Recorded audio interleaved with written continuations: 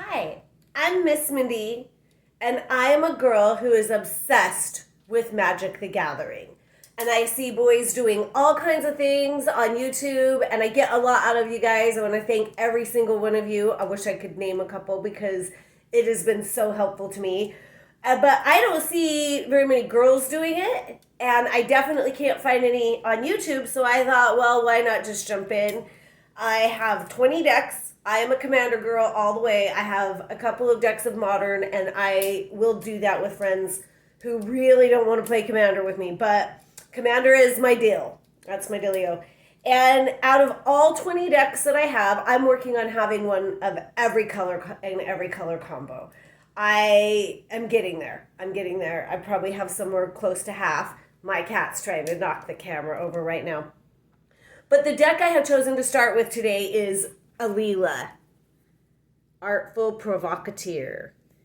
She is Fairy Warlock. I gotta have to put my glasses on. Flying Death Touch Lifelink. One, a white, a blue, and a black. She's a 2/3. Other creatures you control get flying. With flying, get 1/0. Whenever you cast an artifact or enchantment spell, create a 1/1 blue fairy creature token with flying. So, of course, somebody like me, I love fairies. I've always loved fairies. And I knew once I got to artifacts, I was going to have to be careful because I'm an artifact girl all the way. I love the artifacts, and I always have to be careful to trim those back down because there's so many cool artifacts, not to mention the enchantments. So there's probably a couple changes I could make, but I've worked on it a lot, and so here we go. We're going to start, obviously, with the 1-drops. I guess we should start with the lands,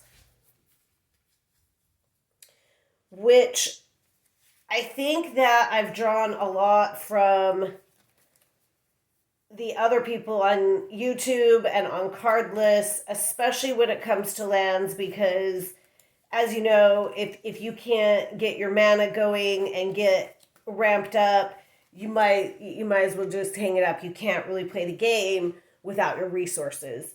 So I have Evolving Wilds to start. Temple of Enlightenment, a classic. Inventor's Fair. Inventor's Fair says, at the beginning of your upkeep, if you control 3 or more artifacts, you gain 1 life. And there is definitely some serious life gain built into Alela with the Aetherflux Reservoir. So anything with life gain is going to trigger some of the stuff I have going on. Add colorless waste to your mana pool, or pay 4, sacrifice Inventor's Fair. Search your library for an artifact card. Reveal it, put it into your hand, then shuffle your library. Activate this only if you control 3 or more artifacts. This card is amazing. You can tutor for your combo pieces, no problem, once you get to that point in the game. Witch's Cottage. Witch's Cottage is a good one. That should go with somebody like Alela. When Witch's Cottage enters the battlefield untapped, you may put target creature card from your graveyard on top of your library. That's something I don't always choose to do. I feel like it just really depends on how bad I might need that creature back and how soon. Because sometimes getting it out of the graveyard, especially like with Emery, Lurker of the Loch, or Master Transmuter, casting it straight from my hand sometimes is easier, cheaper, a better way to get it out there. But still, nonetheless, a good card to have. Drowned Catacombs, Watery Grave, Spire of Industry. The boys threw this one in here. And, I'm going to keep it for now. I think it's working. Deserted Beach. Silent Clearing. And one of my favorites that I include in a lot of decks, Buried Ruin. You can use it for mana if you need to, but if you really need that artifact back, boom. Vault of the Archangel. This one is add 1, a colorless to your mana pool, or pay 2, a white and a black. Creatures you control gain Death Touch and Lifelink till end of turn. Creatures, not just one creature, all your creatures gain Death Touch and Lifelink until end of turn. That's pretty badass. So the rest are all basics, and I'm not going to take the time to get into that right now. even though I know that the others do. I'm going to jump right in with my 1-drop creatures. I have a lot of 1-drops. Actually, I think I'd like to make...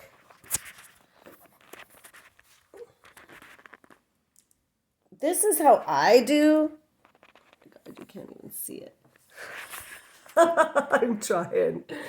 Anyway, jumping right in, I've got Forsworn Paladin. Pay 1 and a black, tap him, pay 1 life, create a treasure token. Then, and you do not have to tap him to do this, pay 2 and a black, target creature gets 2/0 until end of turn. If mana from a treasure token was spent to activate this ability, that creature also gains Death Touch until end of turn. He's an amazing 1-drop. The Fairy Guidemother, she is just beautiful. She's beautiful. And, I mean, she does a couple of different things. She's got the adventure mechanic, so target creature gets 2/1 and gains flying until end of turn. Or she's just a flying 1/1 for 1. And she's beautiful. How could you not include her? Mother of Ruins.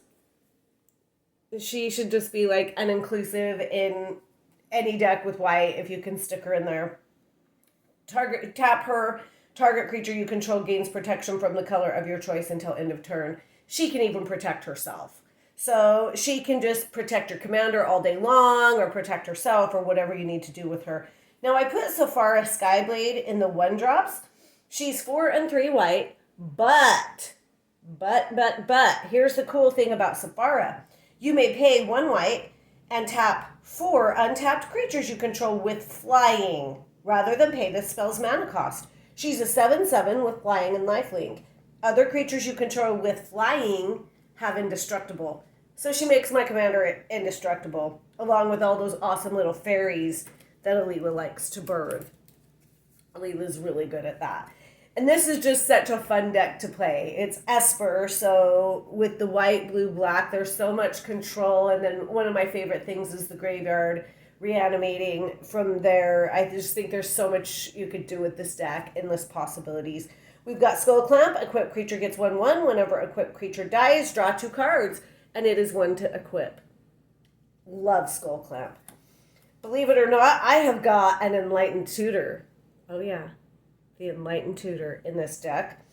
For 1, search your library for an artifact or enchantment card and reveal that card to all players. Shuffle your library and put the revealed card back on top of it. I love the flavor text on this card. I do not teach. I simply reveal. Next, we've got Springleaf Drum. Tap an untapped creature you control to add 1 mana of any color. With Esper, you don't have green. You don't have the ability to just ramp everything. Hi. With green, so you want to give as many options as you can for tapping for a mana of any color. A lot of times you just need that 1 color, whether it's blue or black or whatever, or you need an extra one. And so giving yourself these kinds of options is always good. More ramping, we've got Expedition Map.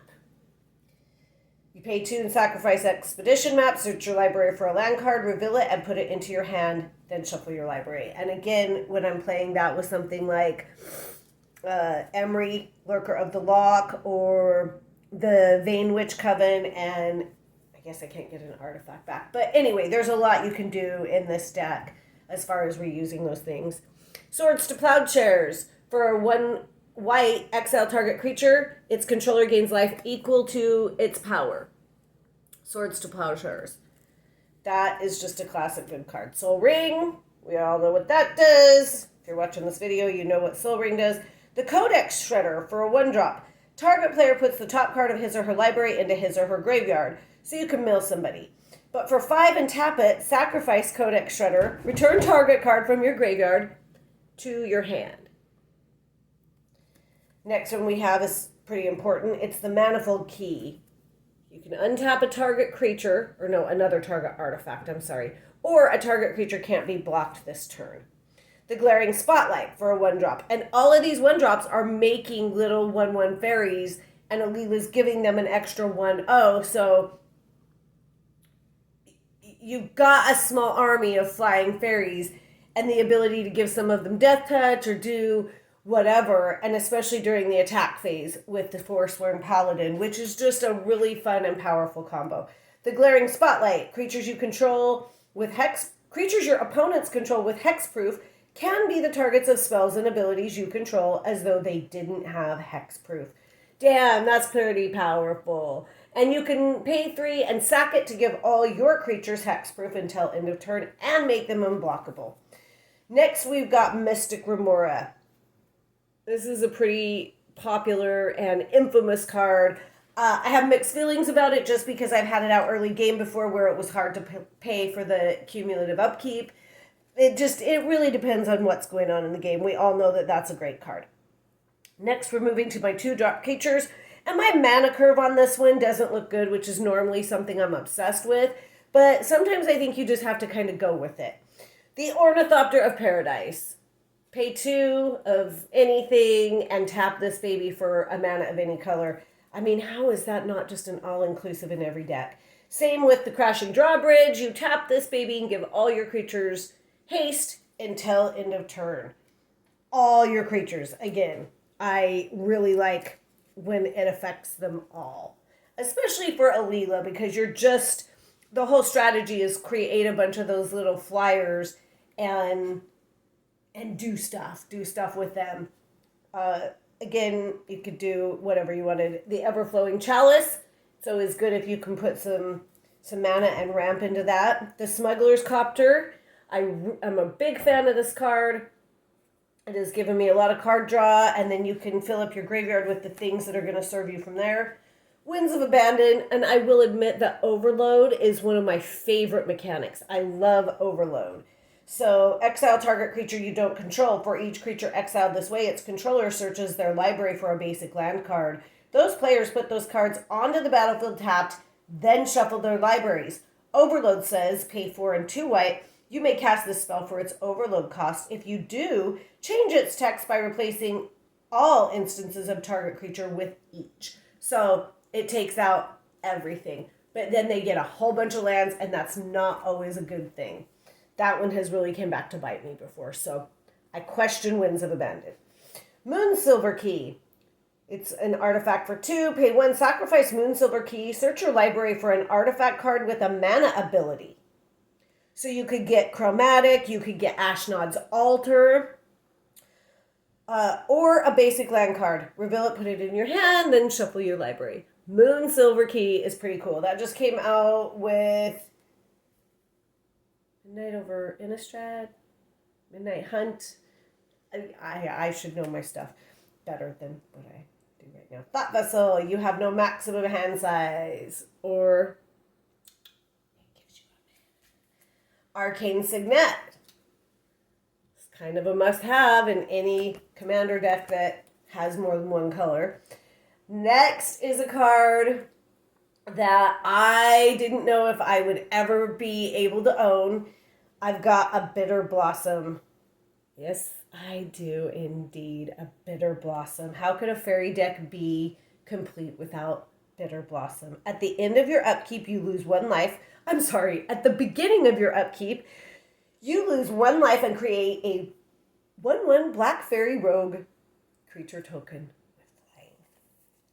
You gotta love that. I'm just salivating over Bitter Blossom. It's new. I just put it in here. I was so blessed to obtain 2 copies of that card.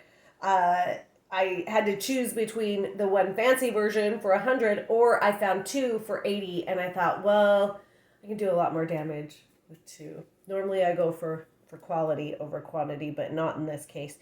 The next card I'm really excited about, I've had this on my wish list for a long time, the Doubling Cube! Ding, ding, ding, ding.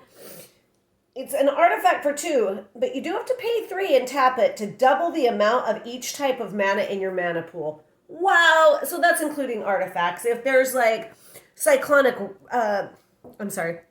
Chromatic Orrery, right? And I'm tapping for 5, and then anything else I've got, especially if I can untap it and retap it, I am doubling every bit of mana in my mana pool. That's new. I'm very excited. Lumen Thread Field. It's 1 and a white. Creatures you control get 0/1. So I figured this really, really helps when somebody does one of those give all the creatures -1, because then all your fairies are gone. All of that work that the time you have spent working up to getting those fairies and building those up, they're gone. So I know that Luma Threadfield isn't necessarily one of the greatest enchantments, but I thought for this deck and for 2 mana, it's just some insurance. And more times than not, I've had people wipe out my fairies with something that just gives them -1. So if you can just bump those fairies a little bit, you're making them safer. Okay, going into the 3-drop creatures, of course, in a fairy deck I have Scion of Una. Flash and flying. Flash is always cool. Other fairy creatures you control get 1/1. Other fairies you control have Shroud. Shroud. That's pretty cool. Vanewitch Coven. 2 and a black. It's a 3/3 with menace, but whenever you gain life, you may pay a black, and if you do, return target creature card from your graveyard to your hand. If you've got black, why not take advantage of being able to pull them back out of the graveyard? It's usually useful. Scrap Trawler, it's an artifact for 3. When Scrap Trawler or another artifact you control is put into a graveyard from the battlefield, return to your hand target artifact card in your graveyard with lesser converted mana cost. Next we have Burnished Heart. That's an artifact for 3. You pay 3 and tutor for 2 basics. Then we've got Emery, Lurker of the Loch. Emery is so cool. Emery makes an amazing commander all on her own, or an inclusive in the 99 of any deck that you can stick Emery in. This spell costs 1 less to cast, well, any artifact deck, for each artifact you control. When Emery, Lurker of the Loch, enters the battlefield, put the top 4 cards of your library into your graveyard. Then just tap her. Choose target artifact card in your graveyard. You may cast that card this turn. So there you go. You just tap Emery and you can just be casting artifacts from your graveyard. You're still casting them. Technically, you have to cast them to get the fairy that Alela is going to birth. Next, we've got Chromatic Lantern. That makes all our mana the same color and taps for any color, which is very helpful. Etchings of the Chosen. When it enters, choose a creature type. Fairies. Creatures of the chosen type get 1/1. Yay! They're no longer, 2 1s. Sacrifice a creature of the chosen type. Target creature you control gains indestructible until end of turn. We want to do everything we can to protect Alela, because I'll tell you what, every time I get her out, somebody is just after her. Boom, boom. She is such a target. And for 4, that's not too bad, but it isn't easy to continually resummon her. So the better that you can protect her, it just works out better. I have heard that with Anointed Procession, your deck has a 3% increase in chance in winning. And if an effect, that's not true. That was Smothering Tithe, that your deck increases its chances of winning by 3%. Forgive me. This is my first video. Wow. It's my first real try. Whenever an opponent draws a card, that player may pay 2. If the player doesn't, you create a colorless treasure artifact token with tap and sacrifice this artifact and add 1 mana of any color. Smothering Tithe is a very beloved card. Anointed Procession, an equally expensive card, is 3 and a white and says, if an effect would create 1 or more tokens under your control, it creates twice that many tokens instead. So then you're making double mana tokens and double fairies with Alela, and you just can't go wrong with that. Next, we've got Teferi, Master of Time, and he just gives you insane card draw, and if you are ever able to reach his -10 ability, you take 2 extra turns. Mystic Forge is an awesome artifact for 4 that says you may look at the top card of your library anytime. You may cast the top card of your library if it's an artifact card or a colorless non-land card. You can pay 1 life to exile the top card of your library. So if you don't need it, pay a life and move on, get it out of the way. But it is exiled. You cannot get it back. Aetherflux Reservoir, major win con. I love pulling this baby out. It's an artifact for 4. Whenever you cast a spell, you gain 1 life for each spell you've cast this turn. Pay 50 life. Aetherflux Reservoir deals 50 damage to target creature or player. The Cephalid Broker. Target player draws 2 cards, then discards 2 cards from his or her hand. We are now in the 4-drop creatures. I know I'm all over the place today. Glen Alindra Archmage. She's a 2/2 with flying. Pay 1 blue, sacrifice Glen Alinda Archmage, counter target non-creature spell. Glen Alinda Archmage also has Persist. When this creature dies, if it had no -1/-1 counters on it, return it to the battlefield under its owner's control with the -1/-1 counter on it. So she can continually counter spells. So she's pretty awesome. And then if you can just bring her back some other way, as we've talked about, Magus of the Moat for 2 and 2 white. Creatures without flying can't attack.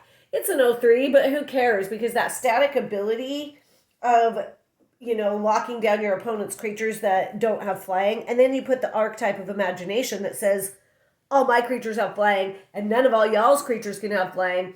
And if you get those out together, you can do some real damage because they just can't stop you or do much about that. And pretty soon they might block, but then all their creatures are going to be gone at some point. And, you're going to prevail. The Mistbind Clique. Isn't that gorgeous? Oh my God, it's gorgeous. And it's a flying, 4/4 flying. But the coolest part is this one's got flash. You champion a fairy. When a fairy is championed with Mistbind Clique, tap all lands target player controls.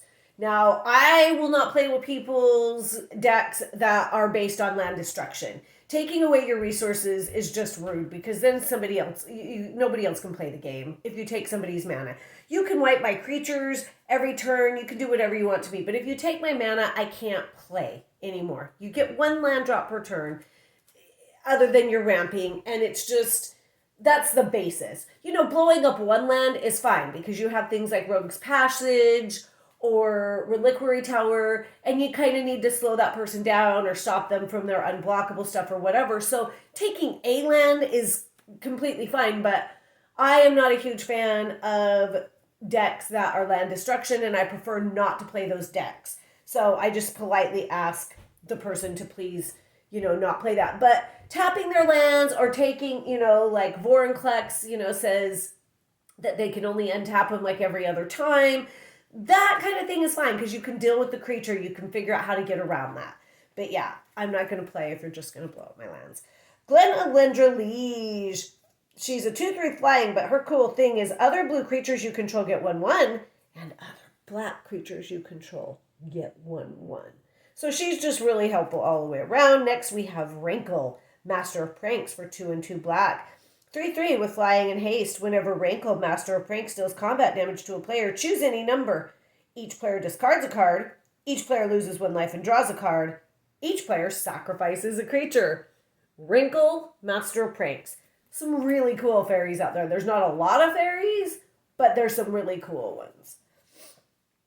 Master Transmuter. This card can do such awesome damage. You pay a blue, tap it, return an artifact you control to its owner's hand. You may put an artifact card from your hand onto the battlefield. This is not casting, and this will not trigger Alela's ability to create the 1/1 flying fairy. But this can save your butt when you need to get a big artifact out, like the Chromatic Orrery or the Meteor Golem to destroy something of somebody's that's a problem for you. So Master Transmuter is very useful. Solemn Simulacrum, tutors for a land, and then when he dies, it gives you a card draw. Sanctum Gargoyle will pull an artifact back from the graveyard to your hand. Joyous Familiar. I just like this one because it's an artifact. It's a 2/2 flying. But historic spells you cast cost 1 less to cast. So this one's just kind of got all the things. It's flying. It's reducing the cost of everything else that half of the things that I want to cast in this particular deck. So he's just a good addition. Going into the 5-drop creatures, if anybody's heard of Urtai the Corrupted, he's Esper. Pay a blue, sacrifice a creature or enchantment, and counter target spell. People love this card when I play with it. Let me tell you, he's gotten me yelled at a time or two. So he is not somebody that people are very fond of, which means he is an awesome card to have in your deck. Fairy Formation. The videos I watched really said that this one could be cut, and so did some of the guys when I asked them to take a look and give me their opinion, but I am a fan. Again, it's a flying, and then it gives you, you have to pay 4, but it gives you a fairy and a card draw, so I just find that to be useful. Next is the Aethersworn Agitator. And this card is Esper. It's a 4/4 flying. You pay 1, a white and a black, tap it, destroy target creature or enchantment. Wow. Pay 2 and a blue, untap Aethersworn Agitator. So, powerful stuff. There's some destruction going on in the deck. I had to work really hard at keeping the mana curve down, obviously. I wanted to put in everything. Jester's Mask, the artifact that lets you control the other person's turn. There was a lot of choices that had to be made. Looking at it, I want to come and put it back in now. Kindred Discovery. It's 3 and 2 blue. As Kindred Discovery enters the battlefield, choose a creature type. Fairies. Whenever a creature you control of the chosen type enters the battlefield or attacks, draw a card. Be careful not to mill yourself completely out. I almost did that one day. It doesn't say you may, you must. So I'm bringing out a bunch of fairies. I have to draw a card for every single fairy. I'm attacking with all those fairies. I have to draw a card for every single fairy. It is not a choice. It's a must. I almost milled myself out, but I was able to destroy the enchantment, luckily, before that happened. Tamayo's Journal for 5. At the beginning of every upkeep, you make a clue token. You can sacrifice 3 clues to search your library for a card and put that card into your hand. So it's just a tutor on a stick. A little bit pricey and you have to work up to it, but that's okay. Alhammarret's Archive. If you would gain life, you gain twice that much life instead. If you would draw a card except the first one you draw in each of your draw steps, draw 2 cards instead. Again, you got to be careful with the Kindred Discovery card draw. That can get a little bit crazy. So it's a fun thing to play with. Okay, my 6 drops. Archetype of Imagination. Creatures you control have flying. Creatures